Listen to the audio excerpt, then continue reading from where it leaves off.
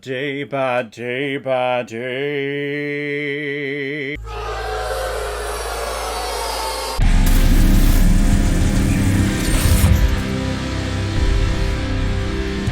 Godspell, released in 1973 and is directed by David Green, who's also behind such films like The Shutter Room, Sebastian, The People Next Door, and Grey Lady Down. And this film is starring David Haskell and Victor Garber. That's right, the guy who was the reason why the Titanic sunk is also Jesus in this movie. So before he killed a whole bunch of people, he was Jesus, Lord and Savior.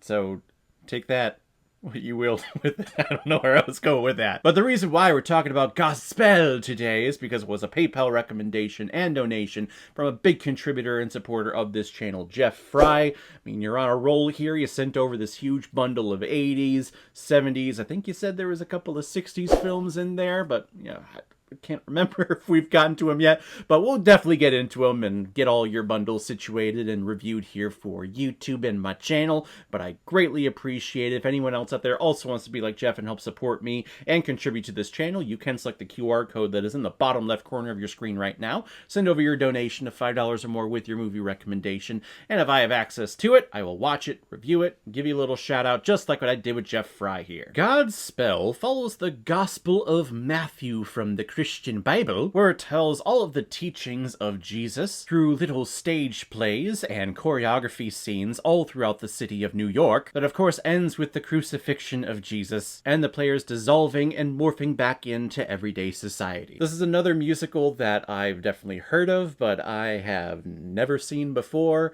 I've listened to a couple of songs. The only, actually I take, not a couple of songs, just one song really, and that's of course Day by Day, but of course I only know that song from the comedy movie Wet Hot American Summer, when the theater department puts on this nice little stage production of that song and everyone's going along with it, but then they all boo their asses off the stage at the end. God, I love that movie. But I've never seen this production. I've never listened to the Broadway recordings of this, and I've never seen this movie up until today.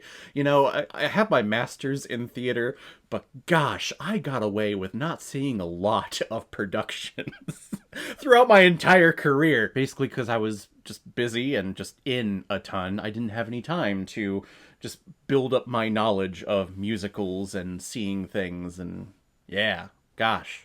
That was a blur of a time. But this is my first time checking out this musical. It's a beloved musical. It's a popular one. Of course, amongst the whole Christian community, this is a go-to musical, I think. And you can definitely see why. All of the dialogue, all of the lyrics in here follow the dialogue from whichever version of the Christian Bible that you're following. And it tells all the lessons of Jesus and how he was trying to bestow upon them just kindness and love towards each other. All of the parables and all of the standard stations of the cross that he goes through when he's sacrificing himself. I like how John the Baptist has a bigger role in this musical than he does in the Bible, actually. Well, I guess he was playing dual parts. He was Judas and he was also John the Baptist. But I like that they kept that actor playing those same roles. I enjoyed that concept. But the presentation of these actors in this modern day, or at least in the 70s modern day society, and we have New York City as the backdrop here, and you can see people in the background just in their business suits, people dressed in present day clothing, and then you see this small troupe of actors. I mean, let's face it, let's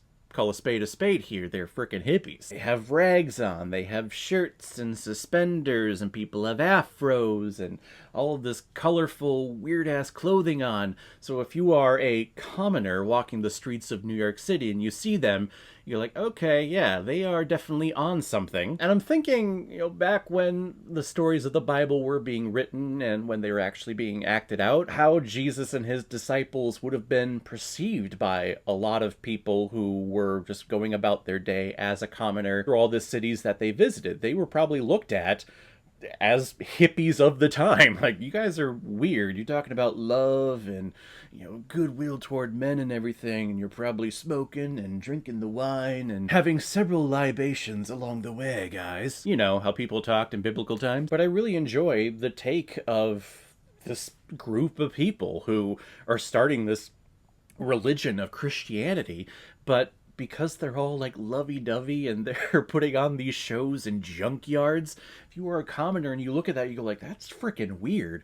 So if you guys are going to create a religion that's going to encompass an entire half of the world, that's going to take several hundred years for people to back you guys. I really enjoy that. These teachings and these people, they're not going to look like you and me. They're going to look kind of weird and kind of funky. And have dance choreography all throughout the streets of New York, and hell, even on top of the World Trade Center, which that was frickin' eerie. I forget which song it was, but there they are, dancing on top of one of the towers.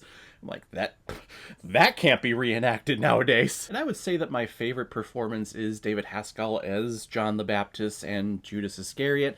I like his voice. I like his presence on screen. Victor Garber, who plays our main lead of this troupe, who plays Jesus, I never really liked his voice. Very soft and has a lot of vibrato.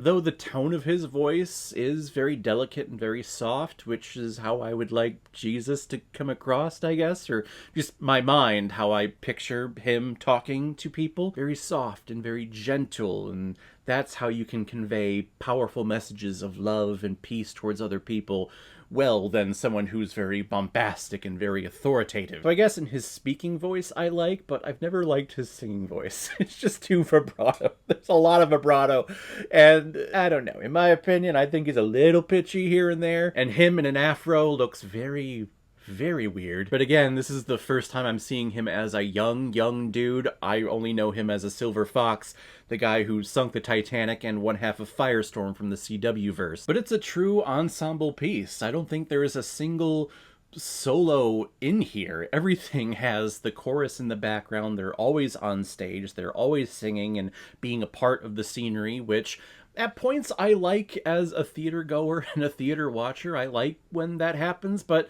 I don't know. Personally, I like just having at least one or maybe two just solo songs in a musical. The fact that we don't get that in here, I don't know, it's a little disappointing. I guess I just like people being introspective of themselves and having that inner-outer monologue for people to listen to and to see. But shockingly, I was very entertained by Godspell. I wasn't sure how it was going to feel. Of course, Christianity has not been the greatest to me, or at least I haven't had the best thoughts of Christianity ever since I've gone off to college. But seeing this simple telling of the Bible and all of the good stuff that happens in there, you know what? This is a nice message, and this is a nice story and a nice presentation of these good messages for all people. If you go to the other stuff of the Bible that Christianity likes to just shun or put aside and like, yeah, but they said that, but we don't do that. You know, that's not in here. You don't have to worry about that. We're just focusing on all the good parts in this musical, which is good. These are good messages to have and to treat people well. So, you know what? It's a fun time. I'm going to give Godspell 4 out of 5 Blu-rays. I like it a lot.